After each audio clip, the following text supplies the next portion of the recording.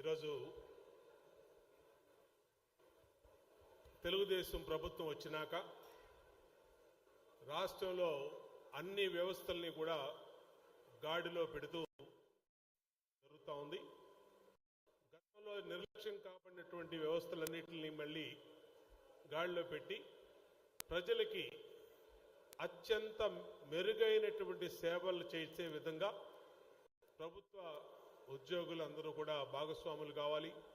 దాంట్లో పబ్లిక్ కానీ పొలిటీషియన్స్ కానీ అందరూ కూడా సహకరించాలని గౌరవ ముఖ్యమంత్రి చంద్రబాబు గారి పిలుపు మేరకు ఈరోజు విజయవాడ నగర పోలీస్ కమిషనరేట్, ముఖ్యంగా చెప్పాలంటే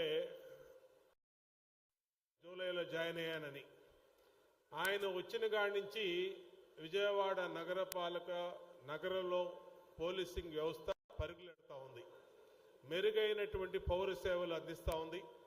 మా అందరూ కూడా ఇక్కడ శాసనసభ్యులుగా, లోకల్ శాసనసభ్యులు ఈస్ట్ కానీ, వెస్ట్ కానీ, సెంట్రల్ కానీ, పార్లమెంట్ సభ్యులు కానీ, కమిషనరేట్లో కానీ, ఎన్టీఆర్ జిల్లాలో కానీ చాలా సంతోషంగా ఉంది. ఎందుకంటే ఒక సమర్థవంతమైనటువంటి ఒక విజన్ ఉన్నటువంటి ముఖ్యమంత్రి కింద పనిచేసే అధికారులు కూడా తాము ఒక విజన్తో, కమిట్మెంట్తో, డెడికేషన్తో ముందుకెళ్తే ఇవాళ దీంట్లో ప్రభుత్వం నుంచి నిధులు ఏమి లేకుండా ఇక్కడ ఉన్నటువంటి పారిశ్రామికవేత్తలు కానీ, ఇక్కడ ఉన్నటువంటి మరి సోషల్ సర్వీస్ చేసేవాళ్ళు కానీ వాళ్ళందరూ సహకారంతో తీసుకొని ఈ కార్యక్రమం చేశారు. ఎస్ఎల్వి రాజు గారు 20 లక్షల రూపాయలు దానికి ఇవాళ దాదాపు 1100 కెమెరాలు, మొన్న డ్రోన్స్ ఇస్తే తూర్పు నియోజకవర్గ శాసనసభ్యులు, నేను, అలాగే పార్లమెంట్ సభ్యులు కేశినేని శివనాథ్ గారు అందరం కూడా సహకరించాం.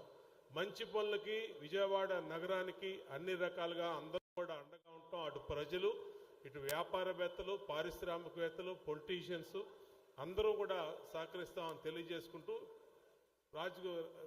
కమిషనర్ గారి ఆధ్వర్యంలో రాబోయే రోజుల్లో మరిన్ని మంచి కార్యక్రమాలు జరగని కోరుకుంటూ ఈ టీం ఏదైతే విజయవాడ పోలీస్ కమిషనరేట్ టీం ఏదైతే పనిచేస్తూ ఉందో ఆ టీం అందరికీ కూడా సెంట్రల్ నియోజకవర్గ శాసనసభ్యుడిగా హృదయపూర్వకంగా అభినందనలు, కృతజ్ఞతలు తెలియజేస్తూ సెలవు తీసుకుంటాం.